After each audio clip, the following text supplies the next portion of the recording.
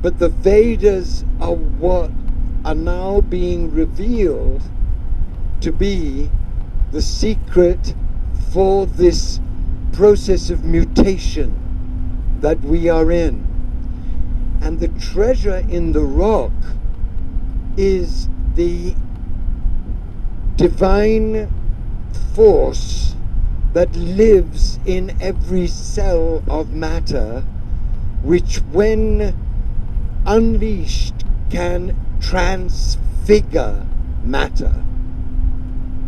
And I'm going to go into that tomorrow because it is the great secret of secrets, and I want you to know it so that you can start to work with this great evolutionary mutation that's happening.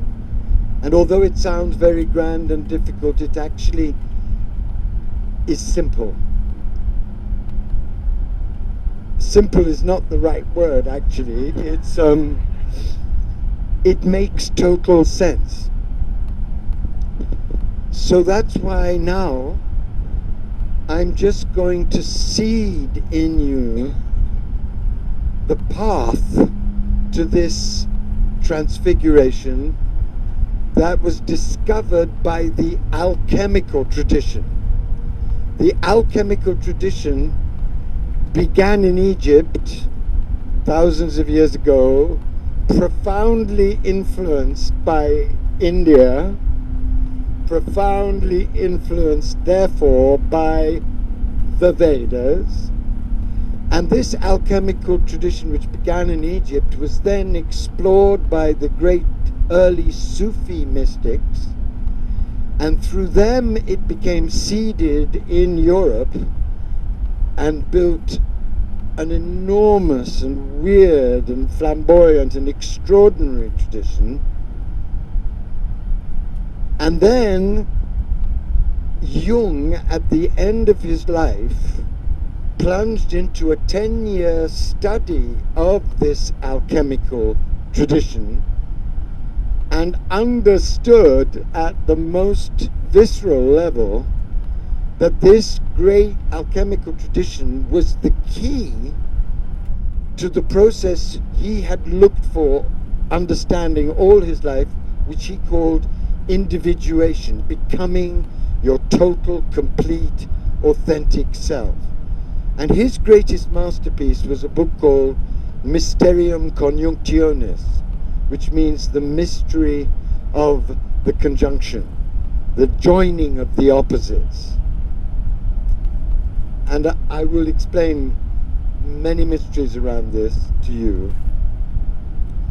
All of this is to say that the path that the alchemists took, some of them were Christians, some of them were Sufi, some of them had been initiated in the early mysteries.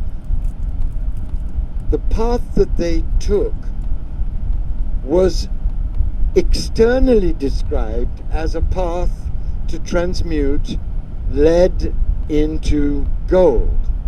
And there were apparently alchemists who were able to do this amazing transmutation and became fabulously and strangely rich. There was a man who lived in Paris called Flamel, and you can still see his house, and it's one of my favorite places in the world to go because it has a very good restaurant in it now. It's and it is the house in which this extraordinary alchemist in the 13th century suddenly discovered the secret of transmuting lead into gold and became fabulously rich and gave lots of money away and did amazing things. So there were alchemists who did that external work. But that wasn't the real meaning of the work at all. It was an external play, if you like. The real meaning of the work of the alchemists was to turn the lead of the ignorant, unenlightened human into the gold of embodied divine consciousness, to become what they called the philosopher's stone, the ultimate mystery. The way that lead was transmuted into gold externally was through a set of very complicated, very secret processes that led to the creation of what they called a philosopher's stone, which did the transmutation process. Internally, they discovered that there was a three-part path. And this is the path of the lovers. This is why I'm speaking of it. Because it's only through total devotion to divine love that this path can be taken, endured, and lead to this miracle of you being transmuted from a human being into a living philosopher's stone, an embodied divine human being. Are you following me? This is very exciting stuff. And the path they discovered is the archetypal path beyond religion for this great transmutation process. So I'm not going to talk at great length. I'm just going to seed this three-part path in your minds and hearts and bodies, so that when I talk at greater detail tomorrow night, you'll already have started fermenting with the secret. The three-part path of the alchemist goes like this. In the first part,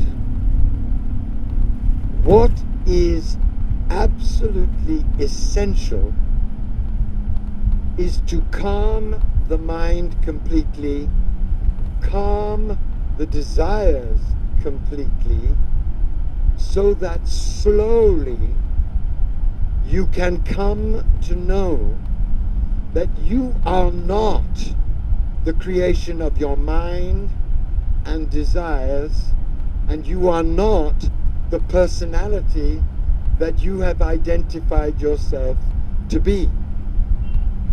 And as you work with devotion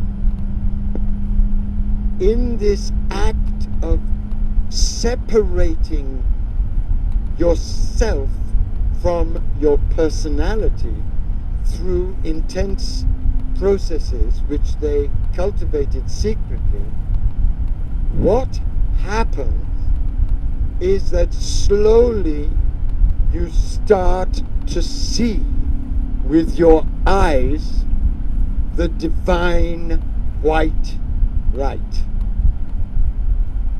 It starts to come up, and you start to see. First it's just flashes, then you start seeing auras, then you start seeing cats and dogs and bananas radiating. It comes and goes, but if you persist with intense concentration, you are given an experience in which everything disappears but the burning diamond white light of eternal reality. And you are kept at that moment just alive and able and functioning enough to make the overwhelming realization that you are seeing the light with the light's own eyes. So you know that what you are seeing and being melted into is nothing less than your great self. And you know that that great self that you are through a mystery of grace is what is creating all of the universes, all of the processes in all of the universes. That ends stage one. And in the traditional mystical systems, that experience is said to be enlightenment. It is not enlightenment. There is no such thing as enlightenment in the old-fashioned sense. It's not one steady state. What does happen is that with that experience of the shattering white light and your knowledge of your identity with it, what does happen is that that ends forever your identification with your small human personality. You know that the beloved is living in you as you. So one journey, which the Sufis call the journey to God, ends with that experience, and another endless journey, the journey in and as a part of God, begins. One whole life, whole way of being, whole way of perception absolutely ends, and the tremendous magical mystery begins. There was a great Sufi alchemist of the 9th century who knew this path that I'm going to be describing to you, and asked himself for many years the question, do the transformations ever end? A good question. Do the transmutations ever end? And one day, passionate with this question, he was wandering on a beach and he saw a wild old woman in rags dancing on the beach. Crazy, violent, vibrant, luscious. Obviously either a lunatic or completely awake. And because he was beginning to be awake himself, he knew that he was in the presence of someone who could give him the answer. So he went to her and he prostrated to her and he said, forgive me for being a fool, but I love God and I know that you know the answer to the question that has been tormenting me for so many years and which none of the books can tell me. And she looked at him and she said, okay, but I don't have much time. If it's not an interesting question, you can basically fuck off. If only sometimes I could do such things, but I'm a good boy. And he said, do the transformations ever end? And she screamed with laughter. She screamed with laughter, which was the ultimate answer. And then she said, love is infinite. How could the transformations ever end? And what she gave him is the secret. Because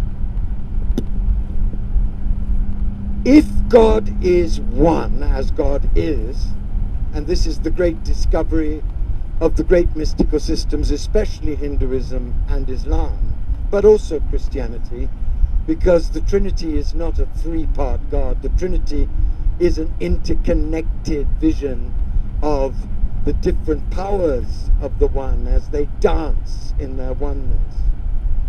If God is one, and if God is love, and if God is infinite love, then there is no end to the evolutionary possibilities that one in its infinite love can engender. And what that means is that humanity, as we now conceive it, is not at all the end of the evolutionary journey that you and I, who are currently in these bodies with these assumptions about who we are, could possibly be. There is no end to the transformations that love will give us, if only we abandon and surrender ourselves to love. At the end of his life, Rumi, who knew this secret, who was living this secret, wrote a poem in which he laid out everything that Darwin discovered 500 years later. He said, first you were a mineral, then you were a vegetable, then you were an animal, then you became a human being, then you did the work and you burnt and you yearned and you blazed and you suffered and you died into love and you became awake, and then you left your physical body and then you became an angel. And God knows what happens after then, but in the end of this amazing journey, he cries out, you will not only be a drop of the sea, you will be the sea itself. That's how mad God's evolutionary game with God in us and through us is. The alchemists knew that, and they knew something else, which is extremely important for everyone on the planet to get right now. And that is, if God is one, you're not only one with God in your awakened consciousness. That's what enables you to experience that oneness. You are already one with God in your heart, in your genitals, in your thigh bone, and in every quark and neutrino and cell that is dancing around inside you. Because if God is one, all of that is God. But in order to experience that, not just in the mind, but with the whole of your being, heart, mind, soul, and body, because they are all one. We are in-soul bodies and embodied souls. In order to experience it, you cannot rest with what has traditionally been called the enlightenment experience. You have to do the second stage, which is the really gritty, difficult stage, which is where you have to stop being a member of the infantry and become a special forces marine, whether you're a woman or a man, because this is the tough stage. You have to take what you have seen and learnt and known in that ecstasy of union with the eternal light. You have to take that back down into first your mind, so that your mind becomes one with the universal mind, that is the entirety of God's mind. You have to take it down into your heart, so that your heart becomes the channel for the love and boundless compassion of the universal heart, and you have to take it down into the genitals, into sexuality, into the depths of the matter of your own body. And tomorrow I'll be really trying to describe the glory and the agony of that process. And what happens, and this is happening to me, and this is happening on the earth. I'm not the only one, unfortunately. I'd love to be, but there are hundreds of thousands of us, because there are no gurus on this path. There are just humble servants of this mystery. The alchemists weren't into the guru system because they knew that gurus had just had the first stage experience and were using it for power, because there's no way you can go on that second stage and not be shattered and humbled again and again and again. There's no way. Imagine what it means to really transmute your individual mind through grace into the universal mind. How that would look. Every thought becoming a divine thought. Imagine what it would mean to go down into the chaos of the heart and not just have a few lovely feelings, but to have, through grace, a heart that is glowing with the power and the beauty and the majesty and the boundless compassion of the divine heart. That is not a walk around the park. And then imagine what it's like to go into matter itself and really work with the mantra, with the meditation at levels so deep, so complex, so painful, so filled with trauma and filthy messages about the degradation of matter and sexuality, but to work there with purity, so that the very cells of your being can be transfigured by light.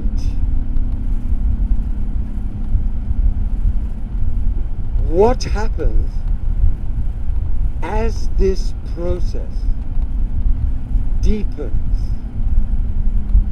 as you go through the multiple shatterings that are necessary for this descent, is that slowly you're not just seeing the light, having ecstatic experiences, having deep perceptions of oneness. Slowly the third stage emerges in you, which the alchemists called the simple thing, res simplex, which Kabir called the simple union. And we'll experience this deeply in Benares. What happens is that you feel and know that the whole of your being, from the bottom of your toes to the top of your head, to the inside of your bones, to the depth of your stomach, to the depth of your genitals, to all of your blood and all of your cells, become a presence that is one with the presence of reality naturally. And this is what is known in the Hindu system as sahaja, the complete realization of oneness in every part of yourself, that is a completely natural oneness. At this stage, there are no rules, there are no restrictions, there are no regulations, because there is no way you could be in this stage and do anything separate from the will and truth and being of the divine. This is the great mystery hidden at the core of the Vedas, the treasure in the rock, and it's this process that has been revealed to the greatest evolutionary mystics of the last 300 years and has been known in the core of a few mystics in each of the traditions who had to keep it secret because it was so revolutionary. But it's this secret that now has to get out, because we are now in the process of a massive shattering descent, which needs to be understood in this way if we're not going to go crazy and mad. Understood as the necessary next step for us to be mutated from ordinary human consciousness into embodied divinity. So let me just recapitulate so that you can start deeply looking at everything you've learned about the mystical path and start throwing out anything that doesn't end with the human recognizing his or her own divinity in and through the divine. Because this is the path that now has to get into the mind and heart and body of the human race if the human race is going to be inspired and brave enough to go through the cosmic global dark night. That is the mother's way of saying the first stage is over, now the second stage, and you may not survive it, but if you know the secret, you have a chance.